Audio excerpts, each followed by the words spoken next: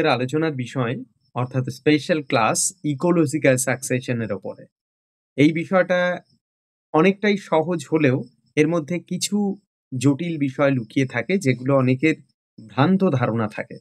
তো আজকের এই ক্লাসের পর থেকে আমার মনে হয় ইকোলজিক্যাল সাকসেশন নিয়ে কারোর কোনো ডাউট থাকবে না। একদম প্রথমে কয়েকটা বেসিক বিষয়কে আমি লিখেছি, যেগুলো আমরা প্রথমেই মাথায় একবার এনে নেব, যাতে করে পরবর্তীতে যখন এটার পূর্ণাঙ্গ আলোচনা আমি করব, সেই আলোচনায় কারোর কোনো বিভ্রান্তি না আসে। প্রথমেই দেখো, ইকোলজিক্যাল সাকসেশন মানে হলো একটা সুনির্দিষ্ট ইকোলজিক্যাল কমিউনিটির ওপরে যদি আমি স্টাডি করি, তাহলে সেই ইকোলজিক্যাল কমিউনিটির মধ্যে সময় বদলের সঙ্গে সঙ্গে স্পিসিস কম্পোজিশন যেটা রয়েছে, অর্থাৎ প্রজাতিগত যে অবস্থা, সেই অবস্থার যে পরিবর্তন হওয়াটা সময়ের পরিবর্তনের সঙ্গে সঙ্গে সুনির্দিষ্ট অঞ্চলের, এবং সেটাকে আমরা ইকোলজিক্যাল কমিউনিটি বলতে পারি ওয়াইডলি, সেখানে সময় পরিবর্তনের সঙ্গে সঙ্গে স্পিসিস কম্পোজিশনের যে বদল হওয়া, তাকেই আমরা ইকোলজিক্যাল সাকসেশন বলে থাকি। এবার দ্বিতীয় কনসেপ্ট হলো সিঁড়ি। সিঁড়ি কাকে বলে? বলছে the complete sequence of communities that form and are replaced during succession is called a sere. অর্থাৎ যখন ধাপে ধাপে একটার পর একটা স্টেজ আসছে, এই যে অ্যাডাপ্টেশন বা সাকসেশনের যে স্টেজ, তো এই প্রত্যেকটা স্টেজকে যদি আমরা দেখি, তাহলে এক একটা স্টেজে কি থাকে, একটা কমিউনিটি বিলং করে। তো এই কমিউনিটিগুলোকে বলছে the complete sequence of communities. Complete sequence of communities, যারা কিন্তু পরস্পর আন্তঃসম্পর্কের নিরিখে বেড়ে উঠবে এবং একই অবস্থায় নিজেরা সেই ফেজে বা সেই টাইমে নিজেদের সার্ভাইভ করিয়ে টিকে থাকবে। এই যে sequence of communities that form and are replace during succession is called sere. একেই এক একটা সিরি বলে থাকি। আমরা পরে যখন এর ডেফিনেশন নিয়ে আলোচনা করব, তখন এই পরিভাষাটা আসবে। সিরিয়াল স্টেজ কি? বলছে ইজ ইন্ডিভিজুয়াল কমিউনিটি, প্রত্যেকটা ইন্ডিভিজুয়াল কমিউনিটির কথা বলা হচ্ছে, that exist during a particular time period within the succession is called a serial stage or serial community. আমি একটু আগে সিরির কথা বললাম। এবার এই যে সুনির্দিষ্ট কমিউনিটিরা, যারা একটা সুনির্দিষ্ট সময় কি করছে, এক্সিস্ট করছে, তাই জন্য বলা হচ্ছে is individual community that exist during a particular time period. কারণ পুরোটা তো একটা সাকসেশন। সাকসেশন একটা নিরবিচ্ছিন্ন প্রক্রিয়া। এই সাকসেশনের মধ্যে আমরা টুকরো টুকরো ভাগ করছি, সেই ভাগের মধ্যে এক একটা সিরিয়াল স্টেজ তৈরি হচ্ছে। সেই স্টেজ কাকে বলছি? বলছে is individual community that exist during a particular time period. অর্থাৎ একটা সুনির্দিষ্ট সময়ক্রমে যে সুনির্দিষ্ট কমিউনিটিরা সার্ভাইভ করছে বা টিকে থাকছে বা তৎকালীন সময়ে রোল প্লে করছে, তাদেরকে তাদেরকে আমরা ওই সুনির্দিষ্ট সময়ক্রমকে একটা স্টেজ হিসাবে গণ্য করছি, যেটা বলছে পরবর্তীতে আবার কি হবে, পরবর্তীতে বদলে যাবে। বলছে within the succession is called a serial stage or serial community. গেল, যেটা পরবর্তীতে পরিবর্তন হবে, বদলে যাবে। বদলে যেই তো ক্লাইম্যাক্স কমিউনিটি আসবে। ক্লাইম্যাক্স কমিউনিটি কাকে বলে? বলছে যখন আমরা এই যে পুরো বিষয়টা পড়বো আজকে, ইকোলজিক্যাল সাকসেশন, সেই সাকসেশনকে 5টা স্টেজে ভাগ করা হয়। এই 5টা স্টেজে লাস্ট স্টেজে যে সুনির্দিষ্ট কমিউনিটি বিলং করে, যাদেরকে কেউ নড়াতে পারে না, অনড়, এবং তারা পরিবর্তনশীল পরিবেশের সাথে মানিয়ে নিয়ে নিজেদেরকে এমনভাবে সেই স্থানে জাকিয়ে বসায় যে তাদের কোনোভাবেই আর কেউ হারাতে পারে না। তো তাদেরকেই আমরা ক্লাইম্যাক্স কমিউনিটি হিসাবে চিহ্নিত করি। তো এটি একটি কনসেপ্ট। Next, ecological succession. মনে রাখতে হবে, ecological succession involve both Flora, অর্থাৎ এখানে প্ল্যান্টসদের নিয়ে যেমনটা আমরা বলবো, তেমনি ফানা অর্থাৎ অ্যানিমাল থাকবে। অর্থাৎ উদ্ভিদ প্রাণী সবাই এই পুরো ইকোলজিক্যাল সাকসেশন প্রসেসের এক একটা এজেন্ট হিসাবে কাজ করে।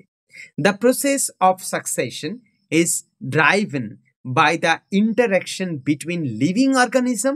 এটা ভীষণ গুরুত্বপূর্ণ কথা। বলছে the process of succession is driven by the interaction between living organism and their environment. আমরা লিভিং অর্গানিজম মানে বুঝি যে যাদের মধ্যে জীবন সত্তা আছে, এবং আমরা যখন ইকোসিস্টেমের কম্পোনেন্ট পড়েছিলাম তখনই দেখেছিলাম এই পৃথিবীতে সজীব কিছু উপাদান রয়েছে আর নির্জীব কিছু উপাদান রয়েছে, অর্থাৎ যাদের জীবন আছে আর যাদের জীবন নেই। নির্জীবের মধ্যে আমরা জৈব উপাদান দেখেছিলাম, অজৈব উপাদান দেখেছিলাম, ভৌত উপাদান দেখেছিলাম।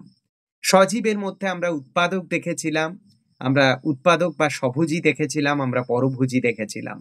স্বভোজীদের মধ্যে যাকে আমরা বলে থাকি উৎপাদক, পরভোজীদের মধ্যে খাদক রয়েছে, বিয়োজক রয়েছে। তো এই বিষয়টাকেই বলা হচ্ছে ecological succession involve both flora and fauna. The process of succession is driven by the interaction between living organism and their environment, where plants initially colonize an area and modify it. মনে রাখবে, এটা ভীষণ গুরুত্বপূর্ণ কথা, যে plants বা উদ্ভিদ এরা কিন্তু প্রাথমিক আবাসস্থল তৈরি করে। বলছে হোয়ার plants initially colonize an area and modify it and paving the way for the establishment of new animal species and vice versa. অর্থাৎ তারাই কিন্তু পরবর্তীতে অ্যানিমাল স্পেসিস যারা আসে পরপর তাদেরকে সুনির্দিষ্টভাবে সার্ভাইভ করে টিকে থাকার জন্য সহযোগিতা করে। তাই এখানে উদ্ভিদ প্রাণী সবার কথাই আমরা বলবো। এবার দেখো, প্ল্যান্টস বা উদ্ভিদ, ফ্লোরা, এদেরকে পায়োনিয়ার অংশ হিসাবে ধরা হচ্ছে। বলছে in many cases plants are the initial coloniser in an bare environment. একটা পতিত অনাবাদী ক্ষেত্র রয়েছে, সেই জায়গায় প্রাথমিকভাবে কলোনি তৈরি করার একদম প্রথম কাজটা করে উদ্ভিদ। Such as bare rock or after a disturbance like a fire.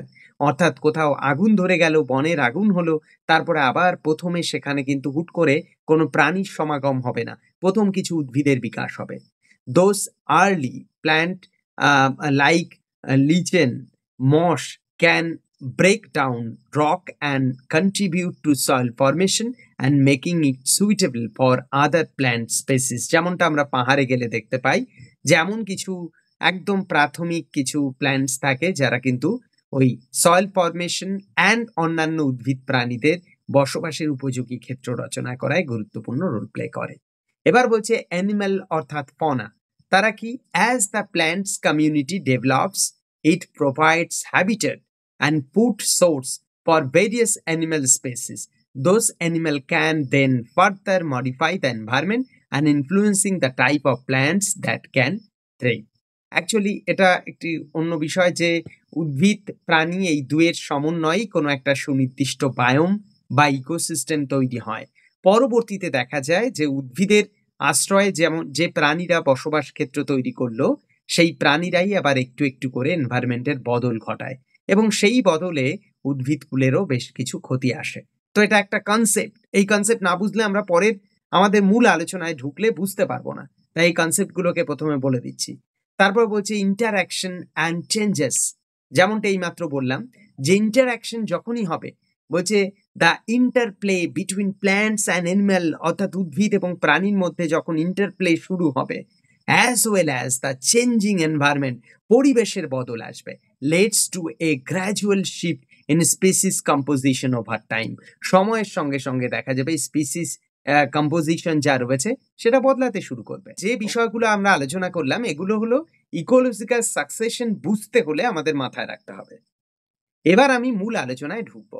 একদম প্রথম ফার্স্ট কনসেপ্ট দেখো, প্রথমেই বলা হচ্ছে ecological succession is the natural gradual process by which ecosystem change and develop over time. এখানে ইকোসিস্টেমকে অ্যাড্রেস করা হচ্ছে, যেটা বদলায় অ্যান্ড ডেভেলপ করে ওভার টাইম, সময়ের সঙ্গে সঙ্গে। It involve a series of changes, যেমনটা সিরি কি আমি বোঝালাম, in biological community over time and progressing from a barren or disturbed environment to a stable climax community. অর্থাৎ একটা হতে পারে সেটা ব্যারেন ভূমি, মানে পতিত ভূমি, একদম উন্মুক্ত, হতে পারে সেটা ডিস্টার্বড এনভায়রনমেন্ট, অগ্নুৎপাত হয়েছে, ভূমিকম্প হয়েছে, যে কোনো কারণে, যেখানে বনের আগুন লাগতে পারে, একটা ডিস্টার্ব এনভায়রনমেন্ট, সেই এনভায়রনমেন্টের ওপর পর পর পর পর আবার শুরু হলো সাকসেশন প্রসেস, এবং লাস্টে স্টেবল দশায় ক্লাইম্যাক্স কমিউনিটিরা নিজেদের অবস্থান নিয়ে আসবে। The process typically involve 5 stage, each with its own set of species. প্রত্যেকটা স্টেজের আমরা সুনির্দিষ্ট প্রাণীকুল উদ্ভিদকুলকে পাবো, অ্যান্ড এনভায়রনমেন্টাল ক্যারেক্টারিস্টিক্স, প্রত্যেকের আলাদা এনভায়রনমেন্টাল ক্যারেক্টারিস্টিক্স আছে। এখানে ইকোলজিক্যাল সাকসেশনের মধ্যে যে সিঁড়ি পরিভাষাটা ব্যবহার হয়েছে সেটা বোঝানো হয়েছে। প্রথমে দেখো বলা হয়েছে, in ecological succession a sere refer to the entire sequence of community that replace each other in a given area over time. একটা সুনির্দিষ্ট সময়ের নিরিখে, একটা সুনির্দিষ্ট অঞ্চলের নিরিখে যে কমিউনিটিরা কোনো একটা সময়ে অবস্থান করে তাদেরকে বলা হচ্ছে is individual stage within the sere is called a. বলছে প্রত্যেকটা individual stage within the sere is called the serial stage. অর্থাৎ একটা যদি আমরা দেখি যে প্রত্যেকটা ইন্ডিভিজুয়াল স্টেজে যাই, তাহলে সেই স্টেজের মধ্যে আবার কিছু সিরিয়াল স্টেজ থাকে। তার মানে পুরোটা স্টেজ, আমরা যে 5টা স্টেজ পড়বো, সেটা পড়বো সামনে, একটু পরেই বোঝাবো। সেই 5টা স্টেজকে যদি আমরা ভাঙি, তাহলে প্রত্যেকটা স্টেজের মধ্যেও আবার একাধিক সিরিয়াল স্টেজ রয়েছে। তার মানে মনে রাখবে, এক একটা স্টেজ অনেক বড়, সেই স্টেজের মধ্যে আবার সিরিয়াল স্টেজ থাকে, আর সিরিয়াল কমিউনিটি থাকে। The final and stable and mature community at the end of the succession is known as the climax community. Okay, এবার দেখো আমরা টাইপ অফ সাকসেশনে ঢুকবো। সাকসেশন কত ধরনের হতে পারে? 2 ধরনের। এক প্রাইমারি সাকসেশন হতে পারে, 2 সেকেন্ডারি সাকসেশন হতে পারে। প্রাইমারি কেমন?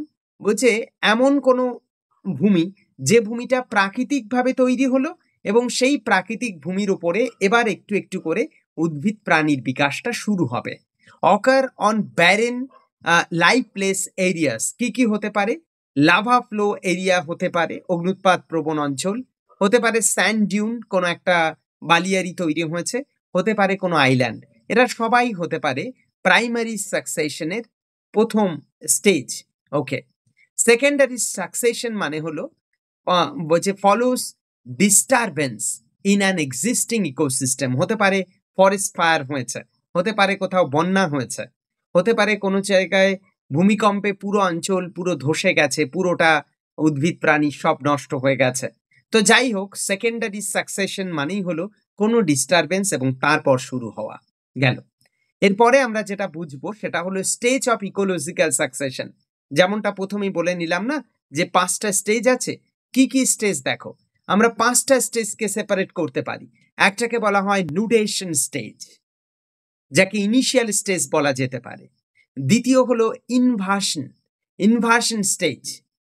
তৃতীয় হলো কম্পিটিশন অ্যান্ড কোঅ্যাকশন স্টেজ। তারপরে চতুর্থতে রয়েছে রিয়াকশন এবং পঞ্চমে রয়েছে স্ট্যাবিলাইজেশন অর ক্লাইম্যাক্স ফেজ। তাহলে এই 5টা, 1 nudation, 2 inversion, 3 competition and coaction, 4 reaction, 5 stabilisation. এই 5টা স্টেজ রয়েছে পুরো ইকোলজিক্যাল সাকসেশনের ক্ষেত্রে। এবং এখানে একটা উপভাগ, ইনভার্সনের ক্ষেত্রে আবার 3টে ভাগ রয়েছে। একটাকে আমরা বলি মাইগ্রেশন, একটাকে বলি এসিস, আর একটাকে বলা হয় অ্যাগ্রিগেশন। তো এই কটা 3টে উপস্তর রয়েছে ইনভার্সন ফেজের। গেল, আমরা প্রথম থেকে শুরু করব। নুডেশন বা ইনিশিয়াল স্টেজ। এটা কেমন? যে কোনো, সেটা প্রাইমারি হতে পারে, সেকেন্ডারি হতে পারে সাকসেশনের। মোদ্দা কথা একটাই, সেই অঞ্চলটা বেয়ারি, অর্থাৎ সেই জায়গা পুরোটা উদ্ভিদ প্রাণীহীন হয়ে পড়েছে, সেই জায়গায় নতুন করে সাকসেশনের কাজটা শুরু হবে। This stage mark the beginning of succession, অর্থাৎ শুরুবাত এটা। Where a bare area is created due to factor like volcanic eruption. Ultimately bare area তৈরি হতে হবে, সেটা ভলকানিক ইরাপশন হতে পারে, বন্যা হতে পারে, আদার ডিস্টারবেন্স হতে পারে, অর্থাৎ প্রাইমারি সেকেন্ডারি যাই হোক হতে পারে। Can be natural or disturbance, that means artificial হতে পারে, অ্যানথ্রোপোজেনিক হতে পারে, যাই হোক সেটা হতে পারে। Set the stage for colonisation, অর্থাৎ কলোনাইজেশনের ক্ষেত্রে এটি কিন্তু একদম প্রথম ধাপ, যার উপরে কিন্তু কলোনি বিল্ড আপের কাজ শুরু হবে। Essential for succession to begin, অর্থাৎ শুরুর একদম প্রথম ধাপ হওয়ার কারণে, এই পুরো সাকসেশনের প্রথম ধাপ হওয়ার কারণে, শুরুটা হওয়ার কারণে এটি ভীষণ গুরুত্বপূর্ণ। দ্বিতীয় স্টেজ ইনভার্সন। মনে রাখবে এই নুডেশন ফেজের ক্ষেত্রে আমরা বিশেষ কিছু দেখতে পাই না, যেখানে কেবলমাত্র উন্মুক্ত ভূমি পাই, যার উপরে কিছু অনুকূলতা তো রয়েছে। সেই অনুকূলতার আশ্রয় নিয়ে একটু একটু করে এবার দেখা যাবে সেখানে উদ্ভিদ প্রাণীর বিকাশটা শুরু হবে। তো inversion, this stage has 3 sub stage. প্রথমটাকে বলা হচ্ছে মাইগ্রেশন ফেজ। মাইগ্রেশন ফেজ কেন? অর্থাৎ এটি তো একটি বেয়ার সারফেস, সেখানে তো কোনো উদ্ভিদ কোনো প্রাণী নেই, তাহলে তাকে তো আনতে হবে, উদ্ভিদকে আসতে হবে। হঠাৎ করে তো কোথাও উদ্ভিদ হয়ে যেতে পারে না। তাই মাইগ্রেশন ফেজে আশেপাশের কোনো ইকোসিস্টেম থেকে উড়ে আসা কোনো পাখি সেখানে বীজ নিয়ে আসতে পারে। ভেসে আসা কোনো হতে পারে একটা আইল্যান্ড, কোনো একটা কাঠ ভেসে আসলো, সেই কাঠের সাথে কিছু, ওই কাঠের উপরে বসে কিছু পাখি খাবার খাচ্ছিল, সেই বীজগুলো রয়ে গেছে, সেই কাঠটা ভেসে ভেসে ওখানে এসে উপস্থিত হলো।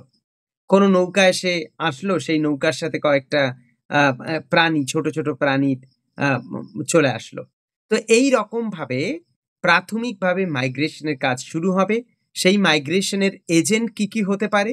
উইন্ড হতে পারে, বায়ু হতে পারে, ওয়াটার হতে পারে, জল হতে পারে, বায়ু দ্বারা বাহিত হয়েও কোনো বীজ আসতে পারে, ওয়াটারের মাধ্যমে ভাসমান হয়ে আসতে পারে, অ্যানিমাল, অর্থাৎ একটা পাখি খাচ্ছে এখানে, বা অন্য কোনো প্রাণী খাচ্ছে, খেতে খেতে এখানে এসে উপস্থিত হলো এই দ্বীপে এসে, এবং হিউম্যান হতে পারে।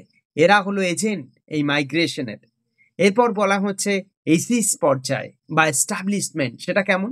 The successful germination and growth of pioneer species, অর্থাৎ একদম শুরুটা যখন হচ্ছে, তখন এই যে মাইগ্রেশন হলো, সেই মাইগ্রেশন হওয়া যেটা আসলো, এসে উপস্থিত হলো, সেটি কোনো না কোনোভাবে, সেটা যদি বীজ হয় তাহলে অঙ্কুরিত হবে, অঙ্কুরিত হয়ে সেই জায়গায় প্রতিষ্ঠিত পেতে শুরু করবে।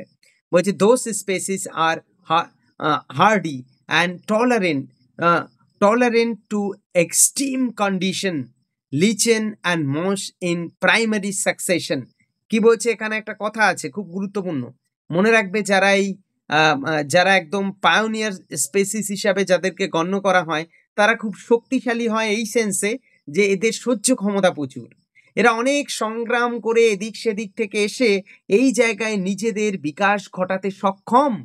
তাই এরা ভীষণ গুরুত্বপূর্ণ রোল প্লে করবে। মনে রাখবে এরাই একদম প্রাথমিক সূত্রপাত করছে। তাই establishment phase by ecesis phase একেই বলা হচ্ছে। Next aggregation. অ্যাগ্রিগেশন কি?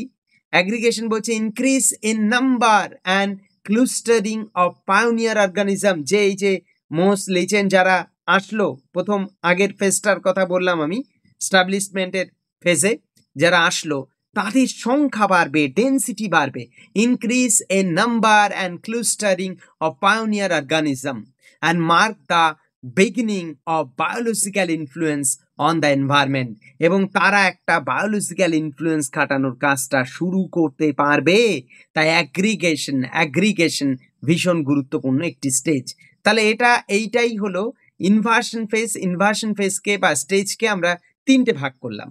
মাইগ্রেশনের মাধ্যমে কোনো না কোনোভাবে বিভিন্ন এজেন্টের মাধ্যমে সেখানে বীজ এসে উপস্থিত হলো, এবং ইসিস পর্যায় বা এস্টাবলিশমেন্ট দশায় দেখা গেল যে তারা সেখানে প্রতিষ্ঠিত হলো, এবং অ্যাগ্রিগেশন স্টেজে দেখা যাচ্ছে, সাব স্টেজে, যে তারা তাদের ডেন্সিটি অ্যান্ড ক্লুস্টারিং এর মাত্রা বাড়িয়ে ফেললো এবং সেখানকার একটা গুরুত্বপূর্ণ রোল প্লে করতে শুরু করলো।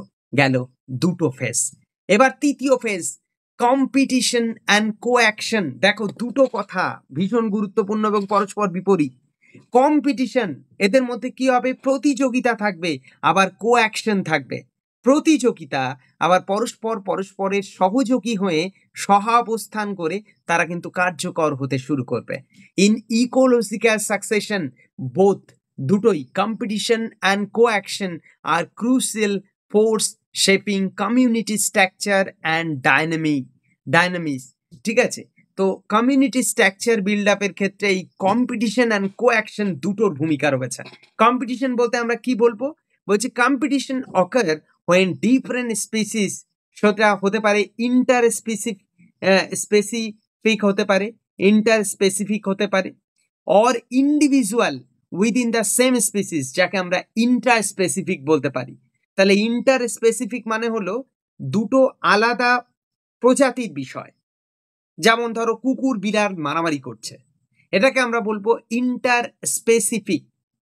যদি এমন হয় দুটো কুকুরে মারামারি করছে, তখন তাকে বলবো ইন্ট্রা স্পেসিফিক, ইন্ট্রা একই গোষ্ঠীর মধ্যে, তো এই বিষয়টা একই স্পেসিসের মধ্যে, প্রজাতির মধ্যে। তো তাই জন্য বলছে কম্পিটিশন উভয় প্রকার, অর্থাৎ একই প্রজাতির মধ্যে আবার ভিন্ন প্রজাতির মধ্যে দুটোই হবে। And strip for the same limited resource, যেহেতু সোর্স মানে রিসোর্সটা তো লিমিটেড, সম্পদ লিমিটেড, ক্ষেত্র লিমিটেড, সবকিছু লিমিটেড, তাই জন্য লিমিটেড হওয়ার কারণে তাদের মধ্যে পরস্পর প্রতিযোগিতার কাজ শুরু হবে। একেই কম্পিটিশন বলা হচ্ছে। Such as space, nutrient, light and water, অর্থাৎ তাদের বেড়ে ওঠার জন্য স্পেস দরকার। তো দুটো গাছ পাশাপাশি লাগিয়ে দিলে দেখবে দুটো গাছের মধ্যে কম্পিটিশন শুরু হয়, কে আগে বেড়ে উঠতে পারে। তো এটা কি বলছে? Such as a space, nutrient, অর্থাৎ দুটো গাছের একই জায়গায় লাগানো আছে এবং তারা ওই মাটি থেকেই তো পুষ্টিমৌল নেবে, তাহলে কে কত আগে পুষ্টিমৌল নিয়ে নিতে পারে, এটা একটা কাজ। আবার একইভাবে লাইট, যখন একটা গাছের নিচে গাছ থাকে তখন ওই উপরের গাছটা থাকার কারণে ছোট গাছটা আর বড় হতে পারে না লাইটের অভাবে। আবার একইভাবে ওয়াটার, কারণ প্রত্যেকের মানে শিকড় যে উদ্ভিদের ডমিনেটেড হয়ে যাবে সে অনেক দ্রুত জল নিয়ে নেবে, জল টেনে নেবে। যে দুর্বল সে জল টানতে পারবে না। তাই আমরা অনেক সময় দেখি একটা বড় গাছের পাশে যদি ছোট ছোট গাছ থাকে, এই তীব্র গ্রীষ্মের তাপে দেখা যায় বড় গাছটা তো দিব্যি বেঁচে আছে, কিন্তু নিচের ছোট ছোট গাছগুলো শুকিয়ে গেছে, কারণ ও জল পায় না। কিন্তু বড় গাছের জলের কোনো অভাব নেই, ক্যাপিলারি লেয়ার থেকে জল নিয়ে চলে আসছে। ওকে, তো ইম্প্যাক্ট কি আছে? Competition can drive the evolutionary change, অর্থাৎ একটা পরিবর্তনকারী প্রভাব চলে আসে, influence species distribution and ultimately shape the composition and community over time. Competition ভীষণ গুরুত্বপূর্ণ একটা রোল প্লে করে ইকোলজিক্যাল সাকসেশনের জন্য। কোঅ্যাকশন, সেটা কেমন? Coaction describe the way in which organism, whether directly or indirectly, affect each other life and the environment within the community, অর্থাৎ এরা কোঅ্যাকশনে সংযুক্ত হচ্ছে। Organism can modify the environment creating soil through the decomposition, অর্থাৎ ওরা পরস্পর হাতে হাত রেখে কাজ করছে না, কোঅ্যাকশন করছে। সমস্ত বিয়োজকরা একসাথে একই কাজ করছে, বিয়োজনে অংশগ্রহণ করা। তাহলে কেউ যদি বলে ও তো করছে বিয়োজন, আমি আর করব না, তাহলে তো হবে না। সবাই বিয়োজনে অংশগ্রহণ করছে।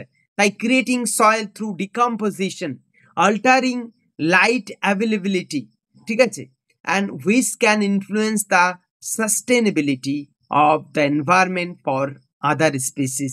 এটা ভীষণ গুরুত্বপূর্ণ একটি বিষয় যে কোঅ্যাকশন থাকছে এবং সেই কোঅ্যাকশনের ফলস্বরূপ তাদের সকলেরই সুবিধা হচ্ছে। ঠিক আছে, এরপর রয়েছে ফোর্থ ফেজ, যাকে আমরা বলছি রিয়াকশন ফেজ। সেটা কেমন? বলছে in ecological succession reaction refer to the stage where living organism modify their environment. তেমন একটু আগে আমি কি দেখলাম? কম্পিটিশন অ্যান্ড কোঅ্যাকশন না? এই কম্পিটিশন কোঅ্যাকশন এই দুটোকে যদি আমি ধরে নিই, তাহলেই দেখবে খুব সুন্দরভাবে রিয়াকশন বলে একটি জিনিস চলে আসছে। কম্পিটিশন, তার ফলস্বরূপ একটা ফিডব্যাক আসবে, কোঅ্যাকশন তার ফলস্বরূপ একটা রিয়াকশন আসবে। তাই রিয়াকশন এর পরের ফেজেই রয়েছে ফোর্থ ফেজে। In ecological succession reaction refer to the stage where living organism modify their environment and making it unsuitable for the existing community and paving the way for new species to colonize. This modification of the environment includes change in soil. কি কি modification আসতে পারে?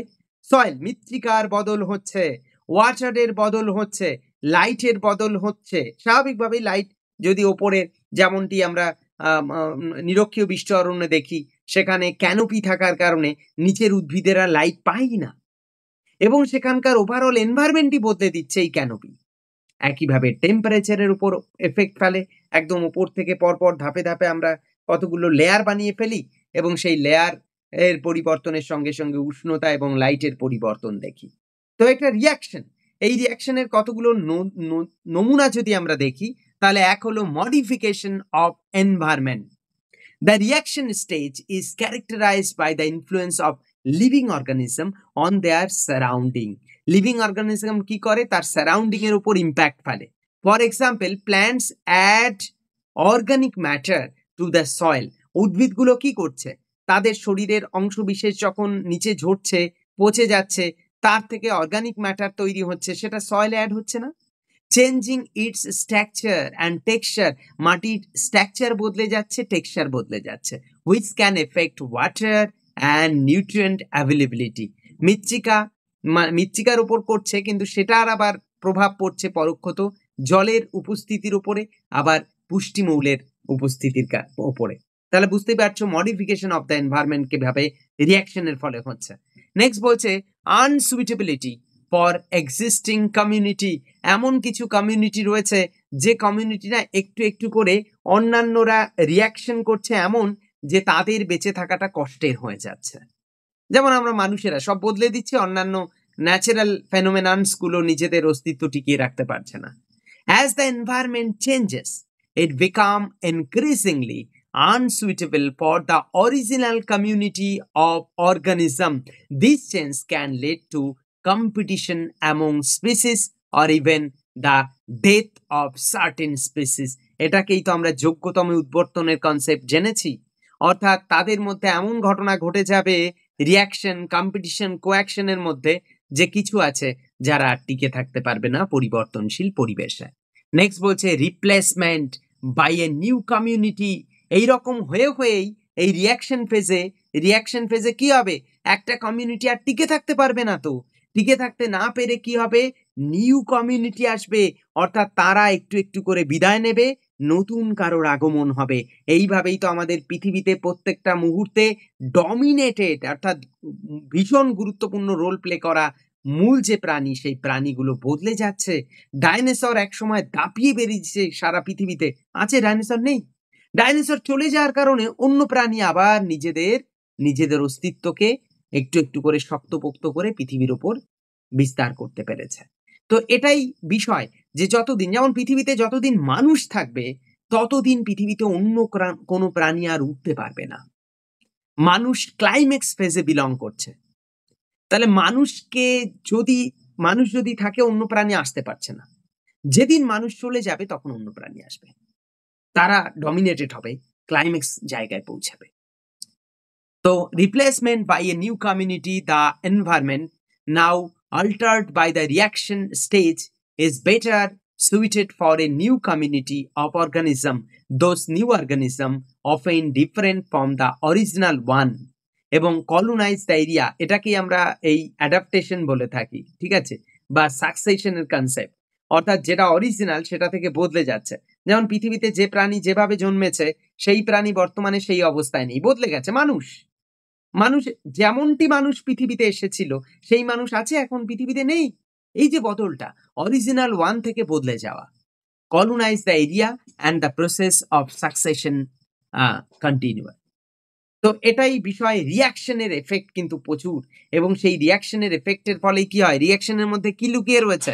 একটার পর একটা উদ্ভিদ প্রাণীরা আসবে, তারা কিছুদিন টিকবে, এবং রিয়াকশনের ফলস্বরূপ দেখা যাবে পরিবেশের বদল হবে। সেই বদলে তারা নিজেদের যদি মানিয়ে রাখতে না পারে, তাহলে নিজেরাই আস্তে আস্তে সেখান থেকে অস্তিত্বহীন হয়ে পড়বে, এবং নতুন যে সেখানকার এনভায়রনমেন্ট জেনারেট করছে, সেই এনভায়রনমেন্টের সহযোগী অন্যান্য উদ্ভিদ প্রাণীরা একটু একটু করে নিজেদের আবার জাকিয়ে বসাতে শুরু করবে। অর্থাৎ একটা আসবে আর একটা চলে যাবে। এই আসা আর যাওয়া, এরই মধ্যে তো লুকিয়ে রয়েছে সাকসেশন বিষয়টা, ecological succession.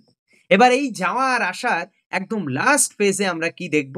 Stabilisation or climax stage. সেটা কেমন? এই যে রিয়াকশন ফেজে আমরা যেমন দেখলাম, একটা আসছে একটা চলে যাচ্ছে, একটা আসছে একটা চলে যাচ্ছে, এরম করতে করতে এমন একটা দশা এসে পৌঁছাবে যখন দেখা যাবে যে কোনোভাবেই একটা সুনির্দিষ্ট উদ্ভিদ গোষ্ঠী, প্রাণী গোষ্ঠীকে আর কেউ সরিয়ে ফেলতে পারছে না। তারাই গুরুত্বপূর্ণ রোল প্লে করছে। যেমনটা আমরা মানুষকে যদি বলি সেই রকম। তাদেরকে বলা হয় স্ট্যাবিলাইজেশন ফেজে বিলংকারী এবং climax community.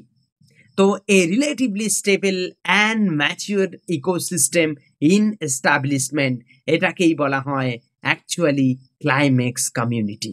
Characteristics high biodiversity, efficient nutrient cycling and resilience এদের ওই সুনির্দিষ্ট কমিউনিটির মধ্যে না, কারণ এটা একটা সিরিয়াল মানে ফেস বলতে পারো। তো তাই জন্য ওই সুনির্দিষ্ট কমিউনিটির মধ্যে বায়োডাইভার্সিটি অনেক বেশি থাকবে। অর্থাৎ ক্লাইম্যাক্স কমিউনিটি যারা একটা মাত্র তো নয়, স্পিসিস একটা তো নয়, অনেক কমিউনিটি মানে অনেক। তাহলে ক্লাইম্যাক্স কমিউনিটির মধ্যে বায়োডাইভার্সিটি থাকবে প্রচুর এবং তারা পুষ্টিমৌল সংগ্রহ করে নিজেদের কিভাবে বদলাতে হয়, নিজেদের কিভাবে টিকিয়ে রাখতে হয় সে বিষয়ে তারা অত্যন্ত দক্ষ। তাই জন্যই তো তারা ক্লাইম্যাক্স কমিউনিটি হতে পেরেছে। এবং রেসিলেন্স থাকবে, অর্থাৎ তাদের মধ্যে না পরিবর্তনশীল পরিস্থিতিকে মানিয়ে নেওয়ার সক্ষমতা থাকবে। অর্থাৎ পরিবেশের একটু যদি পরিবর্তন আসে তারাও নিজেদের কোনো না কোনোভাবে অভিযোজনগত পরিবর্তন করে নিজেদের বদলে ফেলবে। এই বিষয়টা তাদের মধ্যে থাকবে ক্লাইম্যাক্স কমিউনিটির মধ্যে। যেমন সুন্দরবনের ম্যানগ্রোভ উদ্ভিদ ক্লাইম্যাক্স কমিউনিটি, যাদের এই ক্ষমতা আছে পরিবর্তনশীল পরিস্থিতির সাথে মানিয়ে নিয়ে নিজেদের সার্ভাইভ করানো। Example tropical rain forest, deciduous forest, grassland depending on climate, এরা সবই এক একটা ইকোলজিক্যাল সাকসেশনে বিলংকারী। এখানে একটা কথা বলা হয়েছে ডাইনামিক ইকুইলিব্রিয়াম ইজ মেইনটেইন। মনে রাখবে ইকুইলিব্রিয়াম কনসেপ্টটা সবসময় ডাইনামিক হয়। ইকুইলিব্রিয়াম মানে এই যে ক্লাইম্যাক্স কমিউনিটি আমি বলে দিলাম এদের আর কেউ সরাতে পারবে না, এটা ভুল কথা। তাই এখানে বলা হচ্ছে dynamic equilibrium is maintain. Equilibrium বিষয়টার মধ্যেও ডাইনামিক বিষয় থাকবে। তাই যারা ক্লাইম্যাক্স কমিউনিটি তারা লং টাইম নিজেদেরকে টিকিয়ে রাখতে সক্ষম হলেও এমন নয় তাদের কেউ পরিবর্তন করতে পারবে না, কোনোভাবেই তাদেরকে সরানো যাবে না এমনটা নয়। তাই এখানে বলা হচ্ছে dynamic equilibrium is maintain but disturbance can restart the succession process. কোনো কারণে যেমনটা ডাইনামিক ইকুইলিব্রিয়াম কনসেপ্টটা চলবে এখানে, অর্থাৎ হুট করে তাদের বদল হবে না, কিন্তু ডাইনামিক ইকুইলিব্রিয়ামের বিষয়টা মেনটেন করে বদলটা আসবে একটু একটু করে। এটা যেমন থাকবে তেমনি বলা হয়েছে যে ডিস্টারবেন্স যদি আসে হঠাৎ করে একটা ক্লাইম্যাক্স কমিউনিটির ওপরে, ধরো সুন্দরবন পুরো সাইক্লোনে শেষ হয়ে গেল, সুন্দরবন আর নেই, পুরোটা একটা টাইডাল ফ্ল্যাটে পরিণত হয়ে গেল, জল এসে দেখা গেল পুরোটাই কোনো উদ্ভিদের চিহ্ন নেই, পুরোটা টাইডাল ফ্ল্যাট। হুট করে পরের দিনই সেখানে ম্যানগ্রোভ জন্মে যেতে পারবে না। একটু একটু করে আবার সাকসেশন ফেজ শুরু হবে। প্রথমে কারা আসবে? যারা ভীষণ